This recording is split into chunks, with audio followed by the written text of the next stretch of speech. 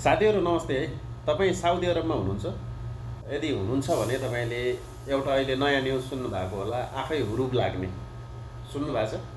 यदि सुन्नुभएको छ भने यो भिडियो पनि पुरै सुन्नु होला, किन भन्दाखेरि क्लियर म बताउनेछु आफै हुरुप किन लाग्छ, कसरी लाग्छ र कहिलेदेखि लाग्छ। हुरुप भनेको योभन्दा पहिला नि लागिरहेको हो होइन। हामीले कम्पनी छोड्यो भने हुरुप लाउँछ त्यो कम्पनीले। कम्पनीमा तपाईँको एकामाको भ्यालिड हुँदा हुँदै कम्पनी छोड्नुभयो भने हुरुप लाग्छ होइन, सिधा कुरो थियो। तर अहिले के छ नयाँ नियम भन्दाखेरि, नयाँ नियममा के छ भन्दाखेरि तपाईँको एकामा एक्सपायर भयो, अकामा एक्सपायर भएको 90 दिन कटेपछि आफै हुरुप लाग्छ। भले तपाईँ कम्पनीमा हुनुहोस् अथवा कम्पनीबाट बाहिर हुनुहोस्, तर अकामा एक्सपायर भएको 90 दिनपछि तपाईँलाई हुरुप लाग्छ। तर हुरुप लागेपछि के हुन्छ भन्ने कुरा थाहा नै छ। हुरुप लागेपछि कम्पनी चेन्ज गर्नु पाउँदैन होइन, हुरुप नकटाउँदासम्म। हुरुप कटाउनलाई धेरै गाह्रो छ, खर्च हुन्छ।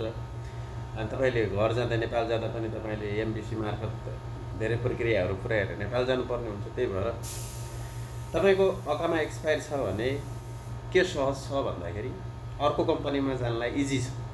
अर्को कम्पनी खोजेर कफाला गर्नु, ट्रान्सफर गर्नलाई इजी छ अकामा एक्सपायर भएको मान्छे।